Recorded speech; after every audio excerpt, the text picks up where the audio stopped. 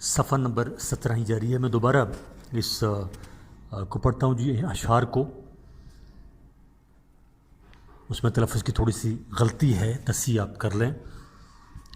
پیا باج، میں نے پیا کہہ دیا تھا، پیا پیا باج پیالہ پیا جائے نا، پیا باج یک پل جیا جائے نا، کہے تھے پیا بن جوری کروں، کہا جائے اماں کیا جائے نا، کتب شاہ نہ دے مجھے دوانے کو پن، کتب شاہ نہ دے مجھ دیوانے کو پن، دوانے کو کچھ پند دیا جائے نا۔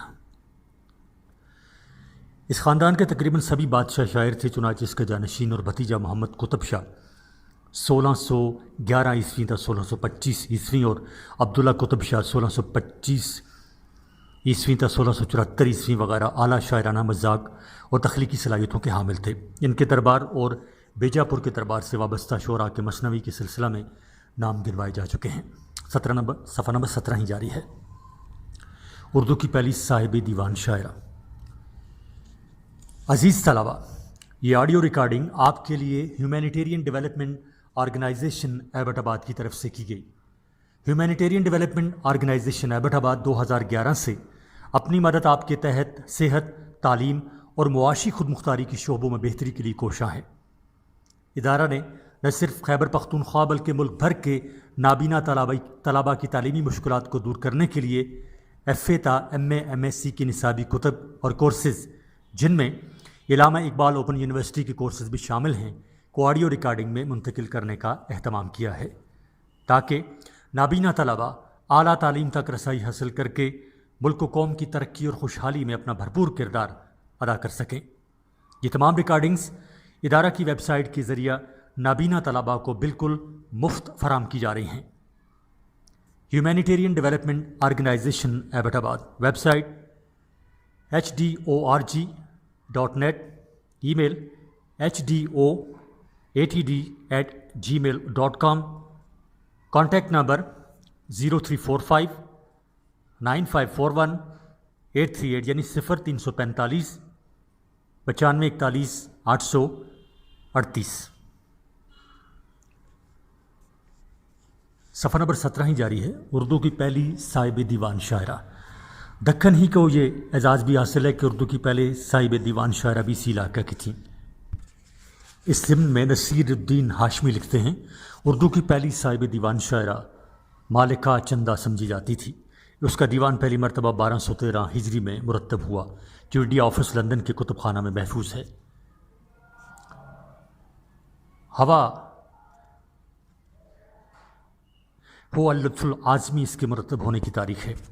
اب جدید انکشاف سے پہلی صاحب دیوان شاعرہ لطف النساء امتیاز قرار دی جانی چاہیے، کیونکہ اس کا دیوان 1212 ہجری میں یعنی چندہ کے دیوان سے 1 سال پہلے مرتب ہوا ہے۔ لطیفہ یہ کہ تخلص کی بنا پر پہلے اسے مرد سمجھا جاتا رہا، لیکن بعد میں اس کی ایک مثنوی گلشن شعراء کی دستیابی سے علم ہوا کہ امتیاز عورت ہے۔ یہ مثنوی 6000 اشعار پر مشتمل ہے۔ مثنوی میں اس کے اپنے بیان کے بموجب 36 برس کے سن میں دیوان مرتب ہونے کی صراحت کی گئی ہے، اس لیے امتیاز کی پیدائش 1176 ہجری قرار دینا ہوگا۔ نصیر الدین ہاشمی کے بقول امتیاز کے شعر کا نام اسد علی تمنا تھا۔ یہ وہی شاعر ہے جس نے گل عجائب کے نام سے تذکرہ شعراء یعنی 1194 ہجری میں مرتب کیا۔ تمنا کا انتقال 1204 ہجری میں ہوا۔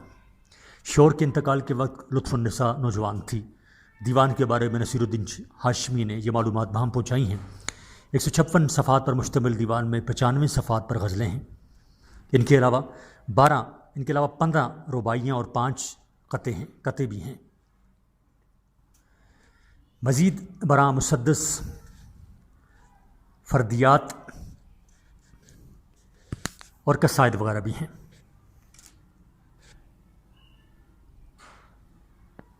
الغرض دیوان اور بالخصوص مثنوی سے اس کی پرگوئی کا اندازہ ہو جاتا ہے۔ غزل کی زبان صاف اور مضامین روایتی ہیں، جبکہ بات مردانہ لب و لہجہ میں کی جاتی ہے، شاید اسی لیے پہلے اسے مرد جانا گیا۔ اشعار ملاحظہ ہوں۔ ہم سے نظروں کو چرا غیروں سے کرنا باتیں، رس بھری آنکھیں پھرا کردہ رسلا میرا۔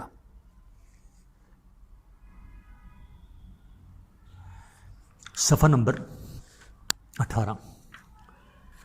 منہ پہ جب زلف کج خمدار جھکا، منہ پہ جب زلف کج خمدار جھکا، صبح روشن پہ گویا ابر گہر بار جھکا۔ شور صحرا میں میرے آنے کی کچھ دھوم سی ہے، عمل کیس کے اٹھ جانے کی کچھ دھوم سی ہے۔ ولی، وفات شعبان 1119 ہجری۔ ہر سخن تیرا لطافت سے ولی، مثل گوہر زینت ہر گوش ہے۔ ولی کو بلا شبہ جنوبی ہند میں ہی نہیں بلکہ اردو کے عظیم شعراء میں بھی شمار کیا جا سکتا ہے، بلکہ عابد علی عابد نے تو ٹی ایس ایلیٹ کے انداز پر صرف ولی کو اردو شاعری میں کلاسک کی مثال مانا ہے۔ ولی کے نام، خاندان، مقام و تاریخ پیدائش و تاریخ وفات سبھی کے متعلق وثوق سے کچھ نہیں کہا جا سکتا۔ بعض محققین کے خیال میں یہ احمد نگر میں پیدا ہوا تھا، لیکن اب بالعموم میر تقی میر کے نقاط شہرا کے حوالے سے جائے پیدائش اورنگ آباد اور سن ولادت 1668 تسلیم کیا جاتا ہے۔ نام بھی نزائی ہے، چنانچہ یعنی اختلافی ہے، چنانچہ مختلف تذکروں میں شمس الدین، محمد ولی، شاہ ولی اللہ اور شمس ولی اللہ نام کے طور پر درج ہیں۔ ڈاکٹر جمیل جالبی ولی محمد کو اصل نام تسلیم کرتے ہیں۔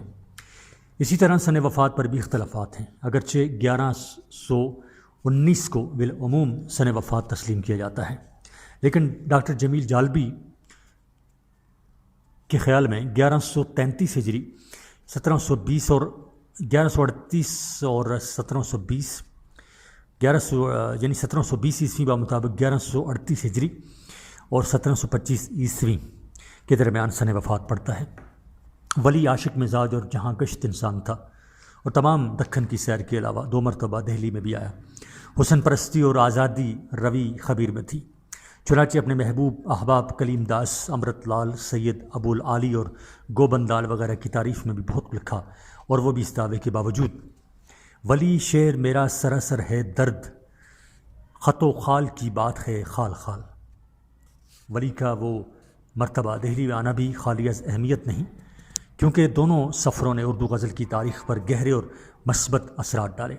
پہلی مرتبہ یعنی 1112 ہجری بمطابق 1700 عیسوی میں آمد ہوئی، تو اس عہد کے مشہور صوفی سعد اللہ گلشن، وفات 1141 ہجری بمطابق 1728 عیسوی سے ملاقات ہوئی، جنہوں نے کلام سن کر فارسی مضامین اور اسالیب سے استفادہ کا مشورہ دیا۔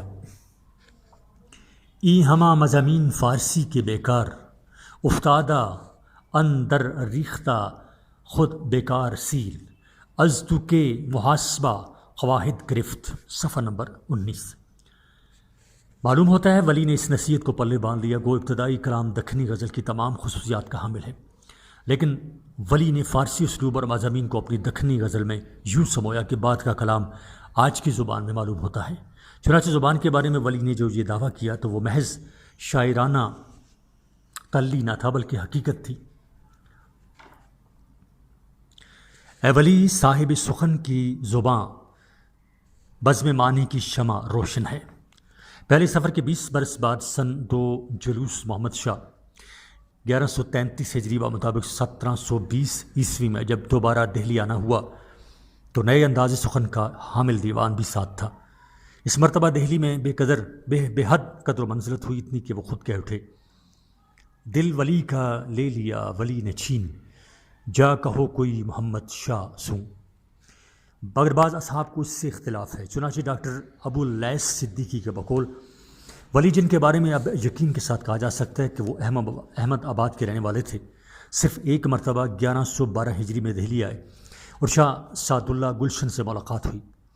اس کا بھی امکان ہے کہ ولی اور شاہ صاحب کی ملاقات پہلے اب احمد آباد میں ہوئی، صفحہ نمبر 19 ہی جاری ہے، جہاں شاہ صاحب پہلے کچھ عرصہ مقیم رہ چکے تھے۔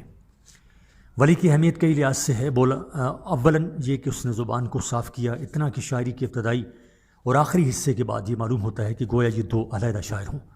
چند اشعار سے دونوں طرح کے رنگ کا اندازہ لگایا جا سکتا ہے، جیسے مت غصے کے شعلے سوں جلتے کوں جلاتی جا، ٹک مہر کے پانی سوں پہ آگ بجھاتی جا، سجن تم مکھ ستی کھولو نقاب آہستہ آہستہ، کہ جیوں گلسوں نکلتا ہے گلاب آہستہ آہستہ۔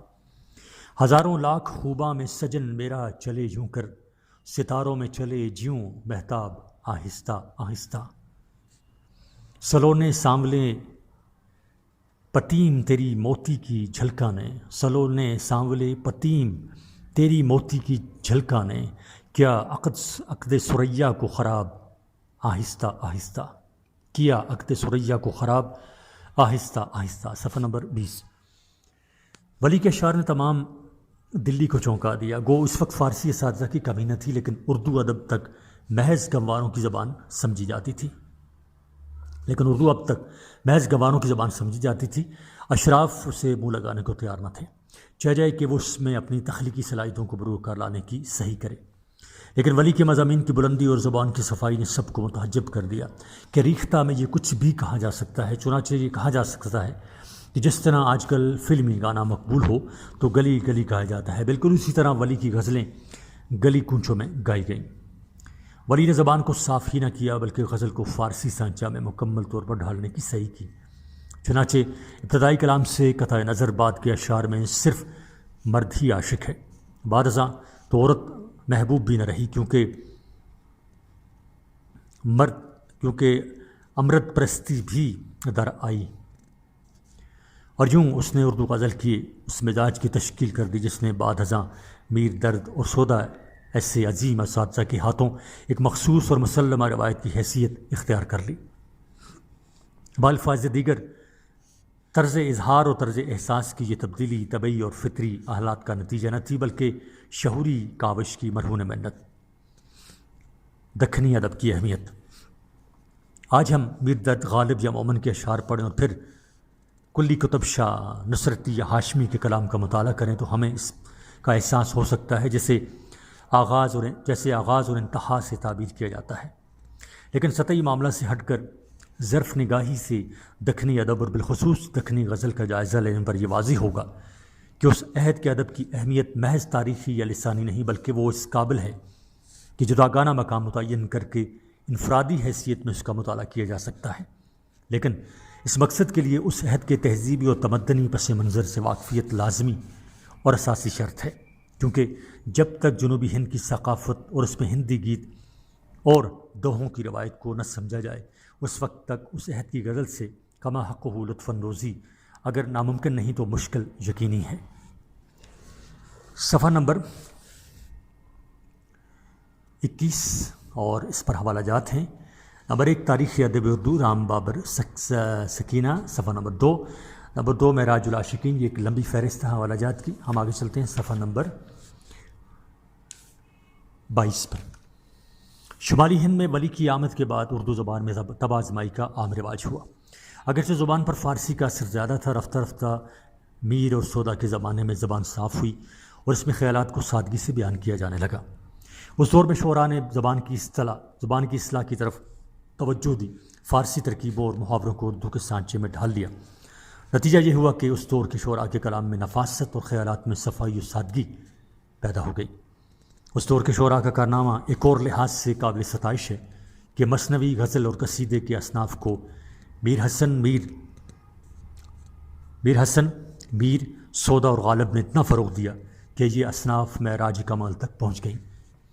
یونٹ کے اس حصے میں شمالی ہند میں اردو ادب کے مختصر جائزے کے ساتھ لکھنؤ اور دکن کے نامور شعراء کا بھی ذکر کیا گیا ہے۔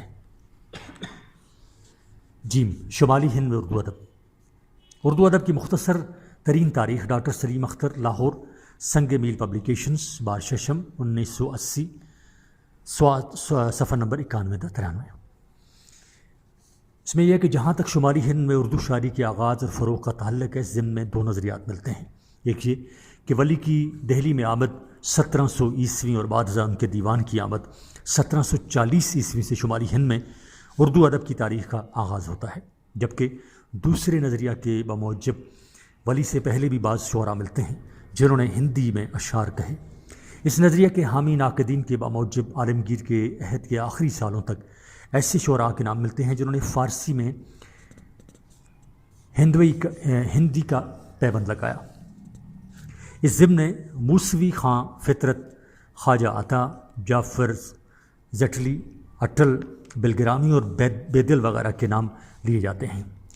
1693 میں اسماعیل امروہی کی تولد نامہ بی بی فاطمہ بھی ملتی ہے، لیکن یہ سب بنیادی طور سے فارسی گوتھ اور فارسی ہندی کی یہ پیوندکاری منہ کا ذائقہ بدلنے کے مترادف تھی۔ چنانچہ بقول نور الحسن ہاشمی یہ شعراء محض ظرافت کی خاطر فارسی اور ہندی کا بے تکا پیوند لگا لیا کرتے تھے۔ کبھی کبھی پیوندکاری سنجیدگی سے بھی کی جاتی تھی، لیکن بڑے پھوڑ پن سے، کبھی اس میں افعال اور کبھی حروف ربط فارسی کے لائے جاتے تھے، کبھی ایک مصرع فارسی کا ہوتا ایک ہندی کا، کبھی آدھا مصرع فارسی میں آدھا ہندی میں، غرض ہے کہ شتر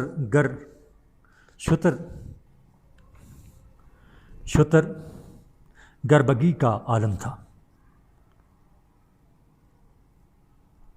شتر گربگی کا عالم تھا، اس لیے اس کا چلن عام نہ ہو سکا۔ اور یہ لیا گیا جی یہ مقدمہ کلیات ولی صفحہ 3 سے۔ محققین شمالی ہند میں اردو شاعری کی قدیم ترین مثالوں کی تلاش میں اکبر کے حد تک جا پہنچے ہیں۔ چنانچہ قائم چند پوری اور میر حسن نے ملا نوری کا ذکر کیا ہے، جو اکبر کے عہد میں تھا اور فیضی کا دوست تھا۔ اس کا یہ شعر محفوظ رہ گیا ہے: ہر کس کی خیانت کن البتہ بتر ست، بیچارہ نوری نہ کرے ہے نہ ڈرے ہے، صفحہ نمبر 23۔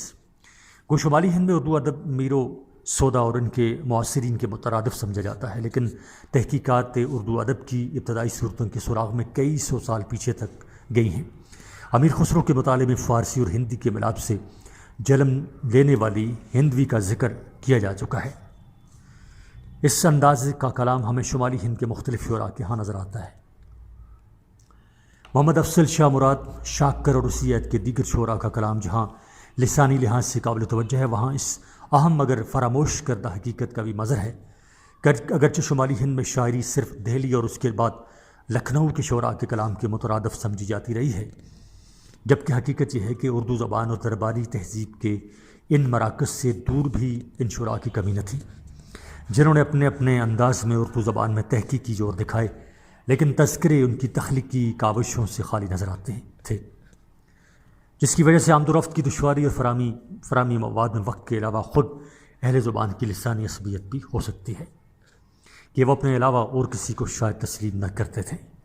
اس ضمن میں نظیر اکبر آبادی کے ساتھ روا رکھے گئے سلوک کو بطور مثال پیش کیا جا سکتا ہے۔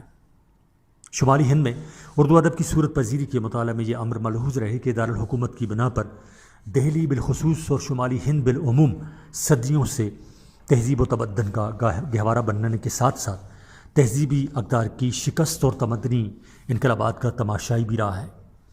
دربار کے باعث جنوبی ہند کے برعکس یہاں فارسی اجنبی زبان نہ تھی، بلکہ سرکاری سرپرستی کی بنا پر عام زندگی میں ترقی اور ادبی تخلیقات کا وسیلہ ہی نہ بنی، بلکہ ایران اور اس کی وساطت سے مسلم کلچر سے پیوستگی کا بھی ذریعہ تھی۔ صفحہ نمبر 23 جاری ہے۔ یہ نکتہ اس لیے عام ہے کہ شمالی ہند میں اردو ادب کی نشو و نما اور صورت پذیری میں فارسی نے اساسی یعنی بنیادی کردار ادا کیا ہے۔ نامور شعراء: میر تقی میر 1137 ہجری مطابق 1137 ہجری تھا 1225 ہجری۔ پڑھتے پھریں یہ گلیوں میں ان ریختوں کو لوگ، مدت رہیں گی یاد یہ باتیں ہماریاں۔ میر تقی میر کی 88 سالہ زندگی کا محور علم تھا۔ یہ محرومی کی ایسی طویل داستان ہے جس میں مفلسی، رنجو محن، بے دماغی، ناکامی، عشق کا جنون وغیرہ مختلف ابواب کی حیثیت رکھتے ہیں۔ نامساعد حالات اور معاشی پریشانیوں نے جس ذہنی کرب میں مبتلا کر رکھا تھا، اس کی بنا پر تخلیقی انا اور اس سے وابستہ نفسی پندار ہی زندگی کا سہارا بنا۔ صفحہ نمبر 24۔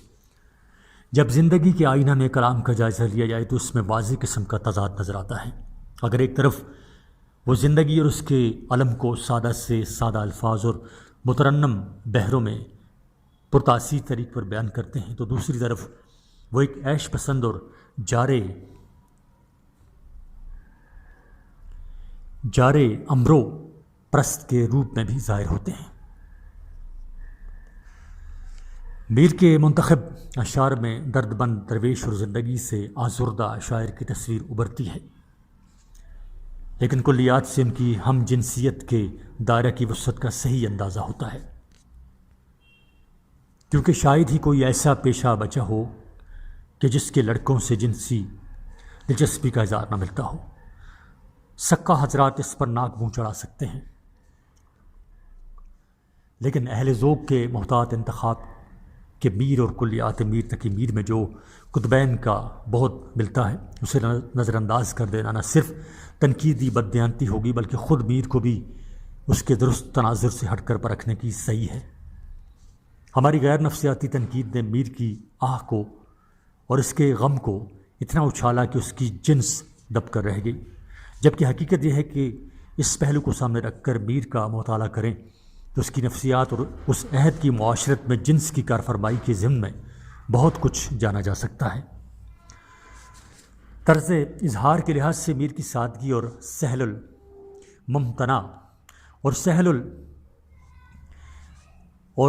المطمنع اب ضرب المثل کی حیثیت اختیار کر چکی ہے۔ جذبہ کا رچاؤ اور احساس کی گھلاوٹ اساسی خصوصیات ہیں۔ اشعار میں گفتگو اور مکالمہ کا انداز اور تکیہ کی فضا ہے۔ میر کا عاشق بادب ہی نہیں بلکہ عز و انکسار اس کے خمیر میں ہے۔ طویل بحروں میں مترنم الفاظ سے تموج اور مختصر بحروں میں الفاظ کی ترتیب سے صوتی آہنگ پیدا کرنا اہم وصف ہے۔ اس مقصد کے لیے انہوں نے ہندی کے سبک اور رواں الفاظ کے استعمال سے بھی پرہیز نہ کیا۔ البتہ ٹک، کبھو، ادھر، ادھر ایسے الفاظ جو میر یا ان کے معاصرین کے ہاں مستعمل تھے اب متروک ہیں۔ میر کے کلیات میں غزلوں کے 6 ضخیم دوادین ہزاروں اشعار پر مشتمل ہیں۔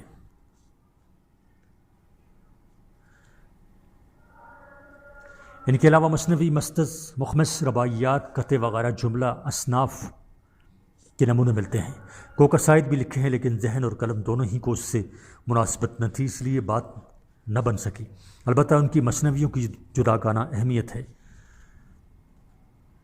اجگر نامہ اور شکار کے بارے میں 3 مثنویوں سے قطع نظر شعلہ عشق، جوش عشق، دریائے عشق، اعجاز عشق، معاملات عشق اور خواب و خیال کو اردو کی عشقیہ مثنویوں میں خاص مقام حاصل ہے۔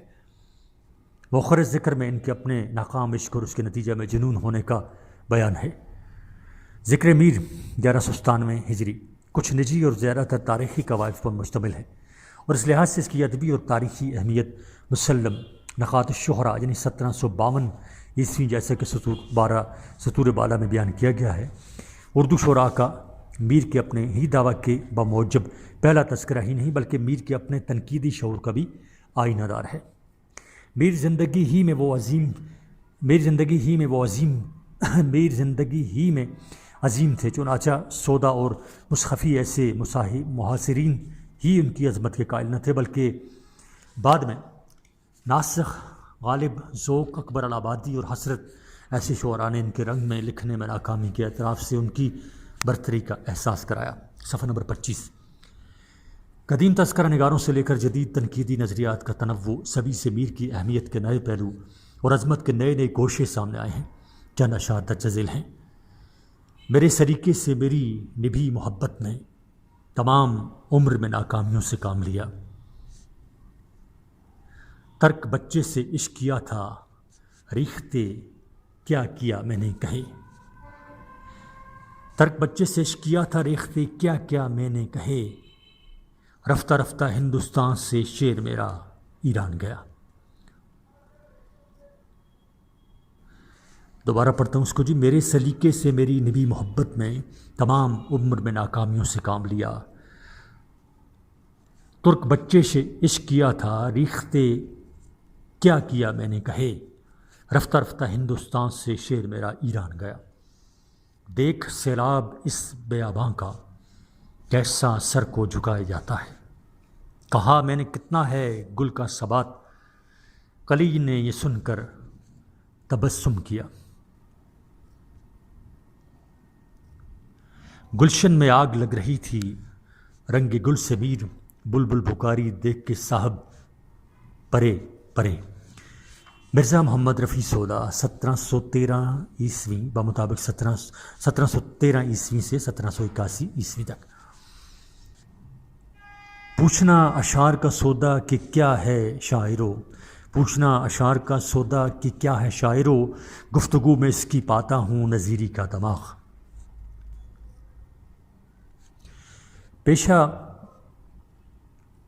پیشہ یابہ تیغ آزمائی تھا اور والد تاجر تھے جو کابل سے ہند میں وارد ہوئے، اس لیے اگر یکساں عصری حالات کے باوجود سودا میر کے برعکس ہیں تو یہ کوئی ایسی تعجب کی بات نہیں ہونی چاہیے۔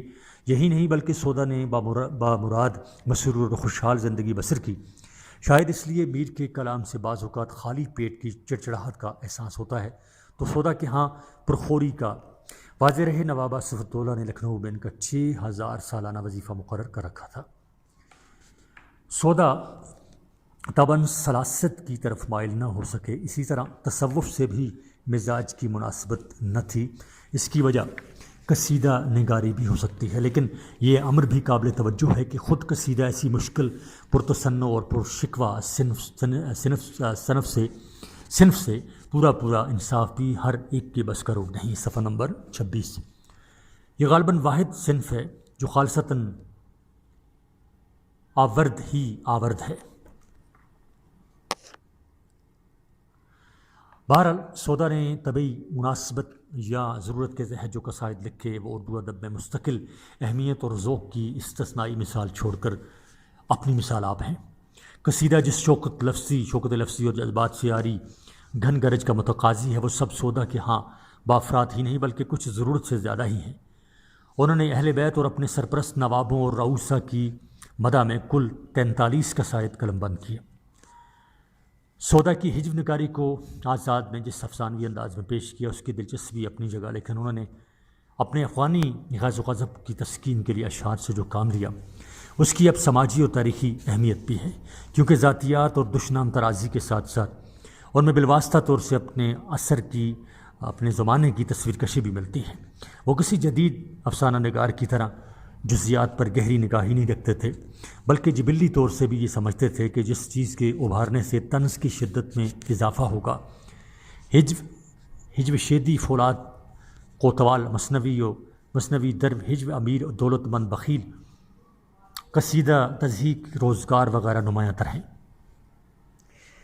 سودا کی مرثیہ نگاری کی طرف زیادہ توجہ نہ دی گئی۔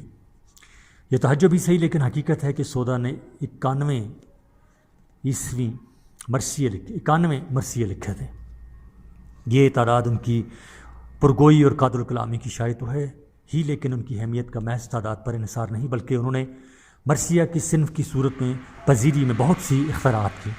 ان سے پہلے مرثیہ یا تو مفرد اشعار کی صورت میں غزل نما ہوتا تھا ورنہ 4 مصروں پر مشتمل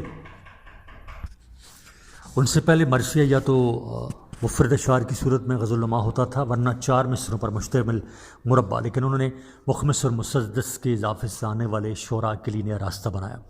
بعض میراثی میں انہوں نے، یعنی مرثیوں کی جمع میراثی میں انہوں نے تمہید سے بھی کام لیا۔ اسی طرح کردار نگاری کا بھی شعور ملتا ہے، گو انہوں نے اس کا اعتراف کیا کہ 40 برس تک مرثیہ کہنے کے باوجود بھی یہ صنف مشکل معلوم ہوتی ہے، لیکن مرثیہ کے ارتکاب ان کی خدمت انہیں انیس اور دبیر کا ہم اثر بنا دیتی ہے۔ سودا کی پرگوئی اور قادر کلامی کی یہ دلیل ہے کہ غزل سے وابستہ مخصوص طرز احساس سے عاری ہونے کے باوجود بھی غزل کوئی میں اپنے وقت کے اساتذہ میں شمار ہوتے تھے، حتیٰ کہ میر نے انہیں پورا شاعر تسلیم کیا تھا۔ البتہ یہ حقیقت ہے کہ مخصوص طرز احساس کے فقدان کی بنا پر کوئی انفرادی رنگ سخن نہیں ملتا۔ دراصل حوادث کا پیدا کردہ علم یا تصوف گداز قلب کا باعث بنتے ہیں، لیکن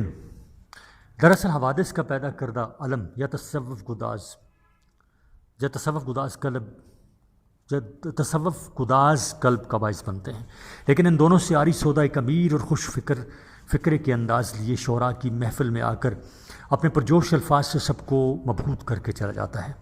بات دل کو نہ لگے مگر کانوں میں گونج ضرور رہتی ہے۔ محمد حسین آزاد نے ان کے بارے میں درستی تو کہا تھا۔ صفحہ نمبر 27۔ ان کا کلام کہتا ہے کہ دل کا کنول ہر وقت کھلا رہتا ہے، اس پر سب رنگوں میں ہم رنگ اور ہر رنگ میں اپنی ترنگ۔ جب دیکھو طبیعت شورش سے بھری اور جوش و خروش سے لبریز۔ صفحہ نمبر 27۔ شیخ چاند مرحوم نے سودا پر اپنے مقالہ میں ان کی غزل کے عناصر ترکیبی کا تفصیلی مطالعہ کرتے ہوئے اس امر پر زور دیا کہ سودا نے نظیری، صائب، سلیم اور کلیم سے متاثر ہو کر ان کے رنگ کو اپنانے کی صحیح کی، اس کے ساتھ ساتھ مضمون آفرینی میں بے دل کو پیش نگاہ رکھا۔ ان سب اثرات کا نتیجہ یہ نکلا کہ غزل اس لطافت اور گھلاوٹ سے معرہ ہو گئی جو جان تغزل ہے۔ یوں قصائد کی طرح محض زور بیان پر کہی مفرس اور معرب غزلوں پر میں مشکل ردیفوں اور قوافی کے ساتھ ساتھ بے حد پیچیدہ بحریں بھی آ گئیں۔ المختصر شیخ چاند کے بقول سودا کا غزل میں کوئی خاص رنگ نہیں، وہ اس میدان میں طرح طرح سے تباہ آزمائی کرتا ہے۔ سودا کی کلیات ایک پرجوش سمندر کا نظارہ پیش کرتی ہیں اور آج کے بدلتے مزاج کے سخن کے باوجود بھی اس کی اہمیت کم نہ ہو سکی۔ یہ ان کے زور بیان کا اعجاز ہی تو ہے کہ ڈاکٹر گلکرسٹ نے یہ اعتراف کیا کہ میں نے اردو کلیات سودا سے سیکھی۔ چند اشعار ملاحظہ ہوں۔ کیفیت چشم اس کی مجھے یاد ہے سودا، ساغر کو میرے ہاتھ سے لینا کہ چلا میں، عشق سے تو نہیں ہوں میں واقف، دل کو شعلہ سا کچھ لپٹتا ہے، دکھلائیے لے جا کے تجھے مصر کا بازار، لیکن نہیں خواہاں کوئی وہاں جنس گراں کا، دکھلائیے لے جا کے تجھے مصر کا بازار، لیکن نہیں خواہاں کوئی وہاں جنس گراں کا، اتنا تو نہیں وہ جو تیرا حال ہے سودا، کیا جانیے تو نے اسے کسی آن میں دیکھا۔ صفحہ نمبر 28۔ خواجہ میر درد 1133 ہجری تا 1199 ہجری۔ فقیر کے اشعار باوجود رتبہ شاعری اور نتیجہ ظاہری کے نتائج نہیں ہیں۔ فقیر نے کبھی شعر آورد سے موضوع نہیں کیا اور نہ اس میں مستغرق ہوا، کبھی کسی کی مدح نہیں کی، نہ ہجو لکھی اور فرمائش سے شعر نہیں کہا۔ یہ حوالہ ہے نامہ درد سے۔ والد خواجہ محمد ناصر اندلی، دیوان کا نام نالائے اندلی، کی طرف سے سلسلہ نسب خواجہ بہاؤالدین نقشبند اور والدہ کی طرف سے حضرت غوث اعظم سے ملتا تھا۔ عین عالم شباب یعنی 28 برس کی عمر میں ترک دنیا کی، باپ کی وفات پر 39 برس کی عمر میں سجادہ نشین بنے۔ ان امور کا اس لیے تذکرہ کیا گیا کہ دیگر غزل گو شعراء کے برعکس درد کے لیے تصوف برائے شعر گفتن نہ تھا۔ ان کا کلام جس الفت الہی، توکل، تسلیم اور رضا اور انسان دوستی کی تلقین کرتا ہے، ان کی اپنی زندگی ان سب اوصاف سے متصف تھی۔ احمد شاہ ابدالی کے حملے اور بعد ازاں مرہٹوں کی چیرہ دستیوں کی بنا پر دہلی باکمال لوگوں سے خالی ہو گئی، مگر درد نے اپنا آستانہ نہ چھوڑا۔ فخر کا یہ عالم کہ تمام عمر کسی امیر، وزیر، حتیٰ کہ بادشاہ کے در پر جانے کی ضرورت نہ سمجھی، بلکہ خود شاہ عالم ان کے پاس آتا تھا۔ موسیقی میں بھی استادانہ مہارت تھی، چنانچہ ہر چاند کی دوسری اور 24 تاریخ کو محفل سماع منعقد کرتے جس میں مشہور موسیقی دان اور فنکار حاضر ہوتے۔ تصوف فلسفہ کی صورت میں خاصا مشکل اور اشغال اور احوال و مقامات کے بیان میں خاصا پراسرار ہے، لیکن یہ درد کا اعجاز ہے کہ انہوں نے کم از کم اصطلاحات استعمال کیے بغیر بڑی سے بڑی حقیقت اور مبہم تر کیفیت کی ترجمانی کا حق ادا کر دیا، کیونکہ تخلیقی شعور کا سرچشمہ عملی زندگی بنتی تھی، اس لیے کلام درد کے روحانی سفر کی سرگزشت بن جاتا ہے، اور یوں نفع نفسی کے اس عصری صحرا میں دیوان درد ایک نخلستان کا روپ دھار لیتا ہے۔ بلحاظ اسلوب درد میر کے زیادہ کریم ہیں، چھوٹی بحروں میں کم سے کم الفاظ میں بڑے سے بڑے مسئلہ اور روحانی مسائل کی گہری حالت کے بیان پر قادر ہیں۔ کلام میں نہ تو میر کی طرح ذاتی واردات کا بیان ہے، نہ سودا کی طرح رنگا رنگی، لیکن اپنی یک رنگی میں کامیابی کا یہ عالم کی اسی میں صد رنگ دکھا دیتے ہیں۔ دیوان مختصر ترین ہے لیکن آج بھی زندہ ہے۔ رنگ کلام یہ ہے: مدرسہ یا دیر تھا، کعبہ یا بت خانہ تھا، مدرسہ یا دیر تھا، کعبہ یا بت خانہ تھا، ہم سبھی مہمان تھے وہاں، تو ہی صاحب خانہ تھا۔ زندگی ہے یا کوئی طوفان ہے، ہم تو اس جینے کے ہاتھوں مر چلے۔ جگ میں آ کر ادھر ادھر دیکھا، تو ہی آیا نظر جدھر جدھر دیکھا، تو ہی آیا نظر جدھر دیکھا۔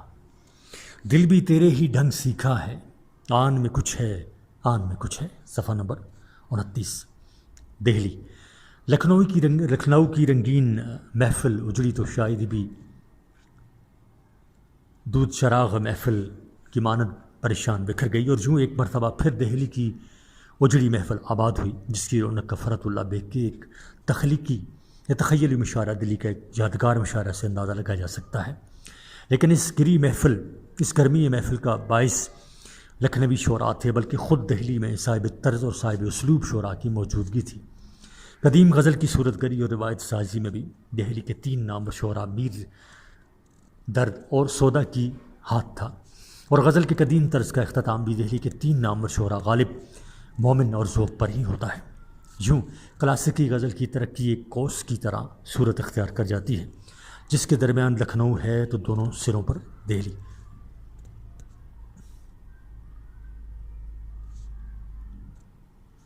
سیاسی لحاظ سے دیکھیں تو میر کے عہد میں دہلی کا جو سیاسی انتشار ذہنی انتشار کا باعث بنتا تھا، غالب کے زمانہ میں وہ دہلی کی تباہی پر منتج ہوتا ہے، اور جو غزل میں تذکرہ دہلی مرحوم حالی کا مقدر قرار پاتا ہے۔ اسد اللہ خان غالب 27 دسمبر 1797 عیسوی تا 15 فروری 1869 آگرہ میں پیدا ہوئے۔ والد اسد اللہ خان اسد جب 13 برس کی عمر میں نواب الہی بخش خان معروف کی بیٹی امراؤ بیگم سے شادی کے بعد دہلی میں مستقل سکونت کی غرض سے آئے تو ایک تو مزاج لڑکپن سے آشکانہ تھا، دوسرے نسلی برتری اور خاندانی عظمت کا پیدا کردہ احساس سے فخر تھا۔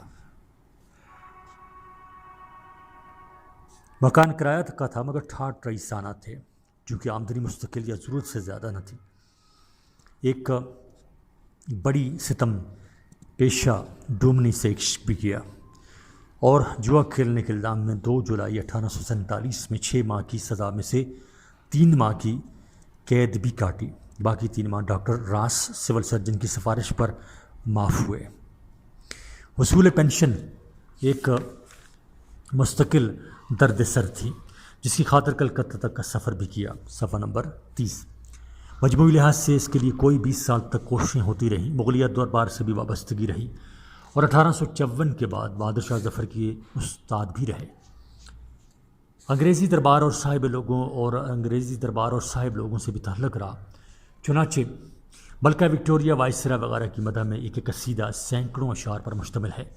یہی نہیں بلکہ 1865 میں یہ درخواست تھی کہ مجھے ملکہ وکٹوریہ کا درباری شاعر مقرر کر کے دربار میں بلند مقام پر متمکن کیا جائے، یعنی ملکہ کا تو نہیں البتہ وائسرائے کا درباری شاعر بنانے کی سفارش کی گئی۔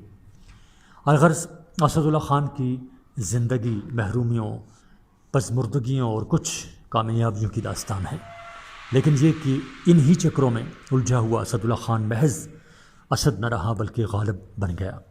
صفحہ نمبر 30 سے جاری ہے۔ گویم مشکل۔ نفسیاتی لحاظ سے دیکھیں تو غالب کی شخصیت میں خاصی پیچیدگیاں نظر آتی ہیں۔ ہو سکتا ہے اس نے خود سے فرار کی کوشش بھی کی ہو، لیکن روایتی اشعار سے قطع نظر کرتے ہوئے غالب کی غزل اپنی ہی نفسی سرگزشت معلوم ہوتی ہیں۔ ابتدائی عمر سے ہی رنگ بے دل کو اپنانے کی صحیح مشکل پسندی اور اشعار کو زیادہ سے زیادہ مفرس بنانا، یہ سب ان کی نفسیاتی رجحان کے غماز ہیں کہ وہ اپنے قارئین کو اور ان کے حوالے سے خود کو اپنی عظمت، علمیت اور برتری کا قائل کرنا چاہتے تھے۔ یہ رجحان کم عمری میں زیادہ شدید اور قوی تھا، چنانچہ ایک خط سے بھی اس کی توثیق ہوئی ہے۔ قبلہ ابتدائی فکر و سخن میں بیدل امیر و شوکت کی طرز ریختہ لکھتا تھا، چنانچہ ایک غزل کا مقطع تھا: طرز بیدل میں ریختہ لکھنا اسد اللہ خان کی آمد ہے۔ 15 برس کی عمر سے 25 برس کی عمر تک مضامین خیال لکھا گیا۔ 10 برس میں بڑا دیوان جمع ہو گیا۔ آخر تمیز آئی تو اس دیوان کو دور کیا اور اوراق یک قلم چاک کیے، 10-15 شعر واسطے نمونہ کے دیوان حال میں رہنے دیے۔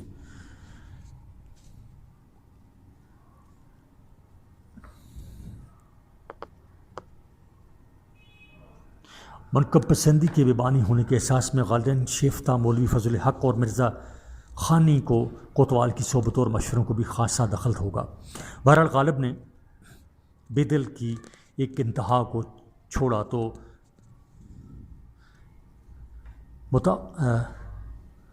متعقد میر بننے کی صورت میں دوسری انتہا تک جا پہنچے۔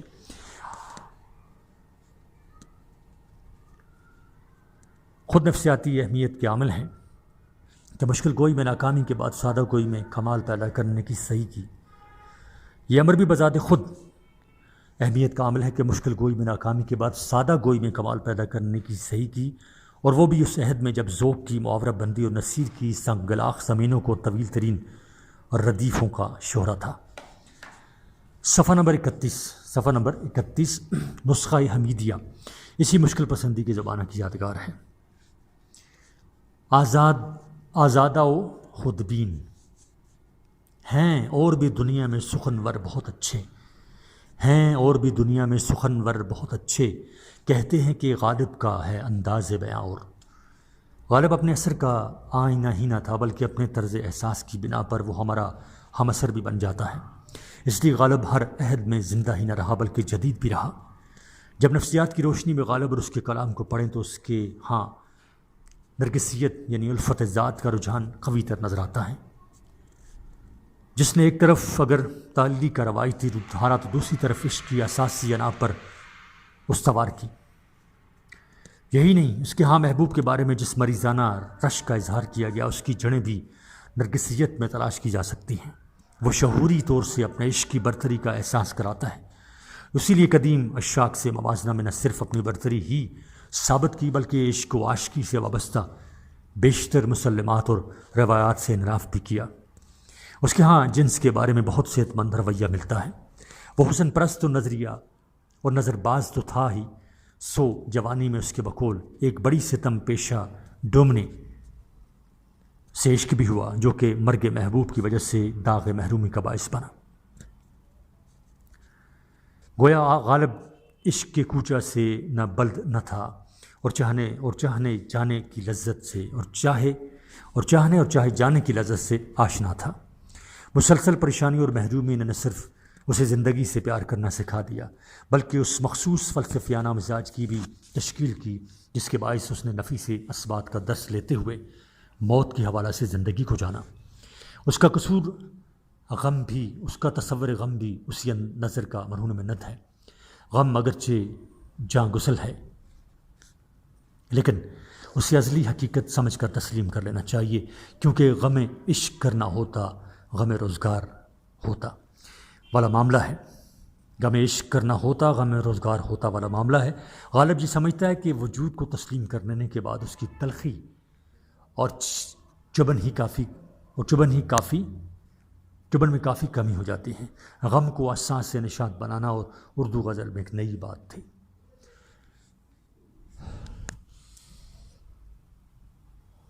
کلام کے مجموعی جائزہ پر اس کے ہاں واضح قسم کے دو جذباتی دھارے ملتے ہیں۔ ایک فنکار غالب جو آزاد اور بے فکر ہے، جو زندگی پر اونچے استحان سے نگاہ ڈالنے کا عادی ہے، جس کا ذہن فلسفیانہ تو مزاج عاشقانہ اور جو نیم سنجیدہ انداز میں حقائق زیست کی گرہ کشائی کرتا ہے، لیکن اس کے پہلو بپہلو ایک اور غالب بھی نظر آتا ہے۔ یہ پریشان اور رنجور انسان غالب ہے جو شدت یاس کے باعث قنوتی ہی نہیں بلکہ علم پسند بھی معلوم ہوتا ہے۔ اسی لیے کبھی وہ ایذا پرست کے روپ میں ظاہر ہوتا تو کبھی محرومیوں کی طویل داستان سناتا۔ اس کی کلام سے ہی نہیں بلکہ خطوط سے بھی اس کی توثیق ہوتی ہے۔